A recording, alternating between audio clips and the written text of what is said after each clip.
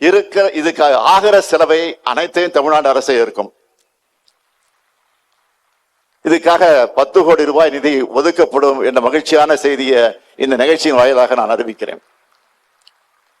உங்ககிட்ட நான் வைக்கிற வேண்டுகோள் எல்லாம், பூமி பந்தில் எங்க இருந்தாலும் உங்க அடையாளத்தை விட்டுறாதீங்க,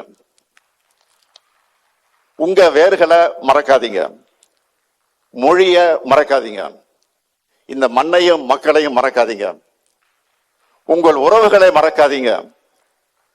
தாய் தமிழ் உறவுகளாக உங்க நெஞ்சில சுமந்துட்டு நாங்க இருக்கிறோம் என்பதற்கான அடையாளம் தான் இந்த விழா.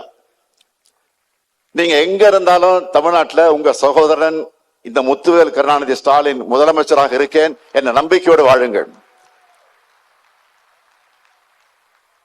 அனைவருக்கும் தமிழர் திருநாளாம் பொங்கல் வாழ்த்துக்களை தெரிவித்து, வாழ்வதும் வளர்வதும் தமிழாகவும் தமிழினமாகவும் இருக்கட்டும். நன்றி, வணக்கம்.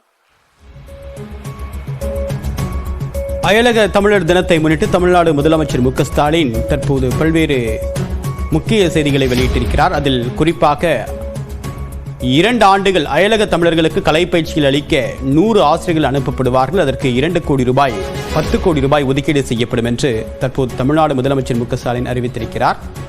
வாழ்வது எங்கு இருந்தாலும் தமிழ்நாட்டையும் தமிழையும் மறக்க வேண்டாம், நாங்களும் மறக்க மாட்டோம், நானும் மறக்க மாட்டேன் என்று தமிழ்நாடு முதலமைச்சர் பேசியதை பார்த்தோம். தமிழ் பரப்புரை கழகம், தமிழ் பண்பாட்டை காக்கும் பல்வேறு நிகழ்ச்சிகள், தமிழுக்காக பாடுபடும் தமிழ்ச்சங்கங்களுக்கு விருதுகள் மற்றும் அங்கீகாரம், இலவச சட்ட மையங்கள், அயலக தமிழர்களோட குழந்தைகள் நமது தாய்மொழியை கற்க, தமிழ் இணைய கல்விக் கழகம் வழியா தமிழ் சங்கங்களோட இணைஞ்சு தமிழ் கற்றுக் கொடுக்கிறோம்.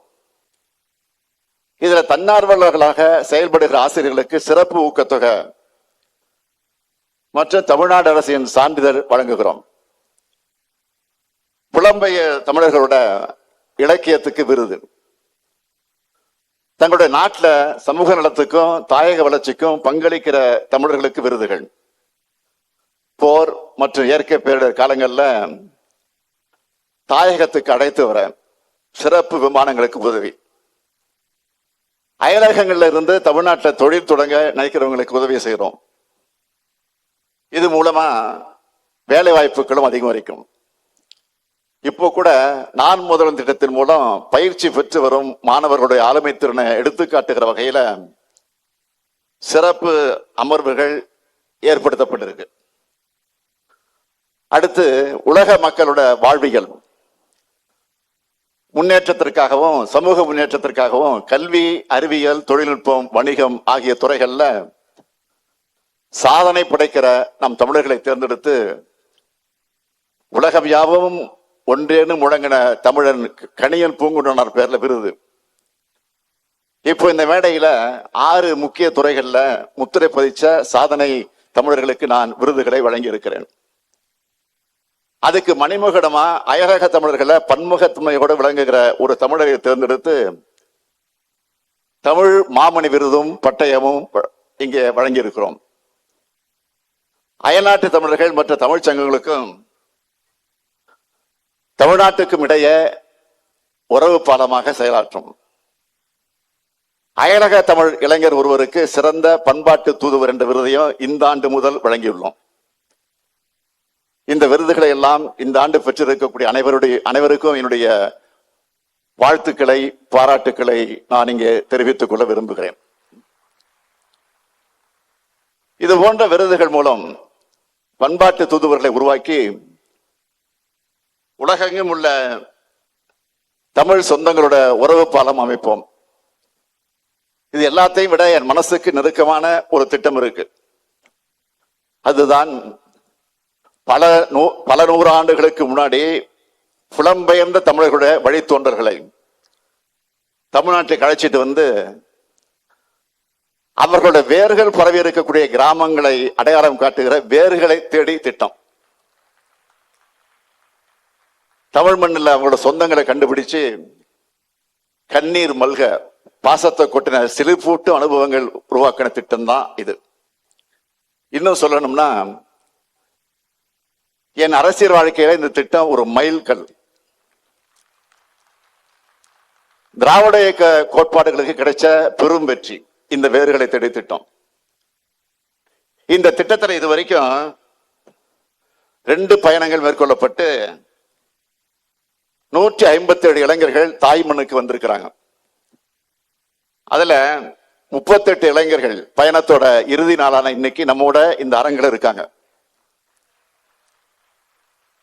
இந்த பயணமும் உறவும் என்றென்றும் தொடரணும் என்று நான் விரும்புகிறேன். அடுத்து அயலகங்கள்ல பணிபுரியக்கூடிய தமிழர் நலனுக்காக அயலக தமிழர் நலன் மற்றும் மறுவாழ்வுத்துறை செஞ்சிருக்கக்கூடிய சிலவற்றையும் குறிப்பிட்டு காட்ட விரும்புகிறேன். வெளிநாடுகளில் ஏற்படுகிற இன்னல்கள் மற்றும் ஊதிய சிக்கல்கள் இதெல்லாம் தீர்த்து தேவையான மருத்துவ உதவிகளை வழங்கி அயலக தமிழர்களை இந்த துறை பாதுகாத்து வருது. உலகை உழுக்கும் உக்ரைன் போராக இருந்தாலும் சரி, மனதை உருக்கக்கூடிய இஸ்ரேல் போராக இருந்தாலும் சரி, குவைத் தீ விபத்தாக இருந்தாலும் சரி, இன்னல்களுக்கு ஆளாகக்கூடிய தமிழர்களை தேடிச் சென்று உதவுகிற ஆதரவு கரம் நீட்டக்கூடிய துறை அயலக தமிழர் நலன் மற்றும் மறுவாழ்வுத்துறை. அத்துறையின் கீழ் செயல்படக்கூடிய அயலக தமிழர் நல வாரியம், இந்த வாரியத்தில் இதுவரைக்கும் 26,700க்கும் அதிகமானோர் பதிவு செஞ்சிருக்கிறாங்க. பதிவு செஞ்சிருக்கிறவங்களுக்கு காப்பீட்டு திட்டம், அவங்களுடைய குடும்பத்தினருக்கு திருமண உதவி திட்டம், கல்வி உதவித்தொகை திட்டம், ஓய்வூதிய திட்டம்னு பல்வேறு நலத்திட்டங்கள் அறிவிச்சு செயல்படுத்துகிற பணிகள் நடந்துட்டு வருது. அயல் நாடுகளை மட்டும் இல்ல, வெளி மாநிலங்கள்ல தமிழர்கள் தவிச்சாலும் இந்த அரசு விரைந்து செயலாற்றி தேவையான உதவிகளை செஞ்சுட்டு வருது. இப்படி கடந்த 7/5/2021 முதல் 28/11/2024 வரை அயல்நாடுகள் மற்றும் வெளி மாநிலங்கள்ல இருந்து 2414 தமிழர்கள் தாயுள்ளத்தோடு பாதுகாப்பா தமிழ் மண்ணுக்கு மீட்டு கொண்டு வந்திருக்கிறோம். அயல் நாடுகள்ல உயிரிழந்த 864 தமிழர்களுடைய உடல்கள் சொந்த மண்ணுக்கு கொண்டு வந்து தமிழ்நாடு அரசோட இலவச அமர ஊர்தி சேவை மூலம் அவங்களுடைய குடும்பத்தினர்கிட்ட ஒப்படைச்சிருக்கிறோம். இப்படி அல்லப்படும் அனைவரது கண்ணீரையும் துடைக்கிறோம். இன்னலுக்கு உள்ளானவர்களுடைய புன்னகையை மீட்டு தருகிறோம். இதுதான் பேதை அண்ணா எடுத்து சொன்ன ஏழையின் சிரிப்பில் இறைவனை காண்போம் என்ற தத்துவம். வெளிநாடுகளில் வாழ்ந்தாலும் நம்ம தமிழ்நாடு அரசோட செயல்பாடுகளை பத்தி உங்களுக்கு தெரிஞ்சிருக்கும். என்னுடைய ஸ்டைல் சொல்லல்ல, செயல்.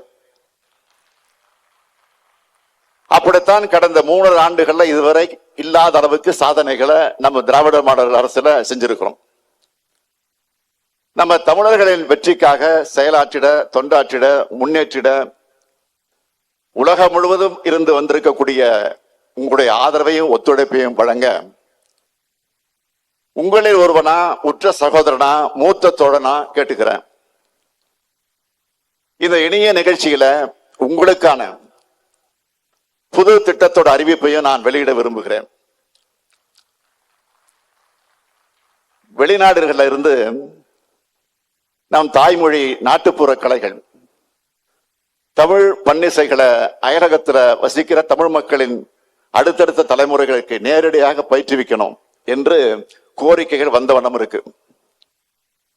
உங்களுடைய கோரிக்கைகளை தீர்க்கிறது என்னுடைய கடமை. 100 ஆசிரியர்கள் மற்றும் தமிழ் கலைஞர்களுக்கு பயிற்சி கொடுத்து இவங்களை அயலக தமிழர்கள் வாழக்கூடிய பகுதிகளுக்கு தேவைக்கேற்ப அனுப்பி அந்த வகையில் ஒரு திட்டம் உருவாக்கப்படும். இந்த பயிற்றுனர்கள் அந்த பகுதியிலே இருக்க தமிழ் சங்கங்கள் கூட இணைந்து தமிழ் மொழியையும் தமிழ் கலைகளையும் 2 ஆண்டுகளுக்கு நேரடி பயிற்சி வகுப்புகள் மூலமாக நடத்துவாங்க.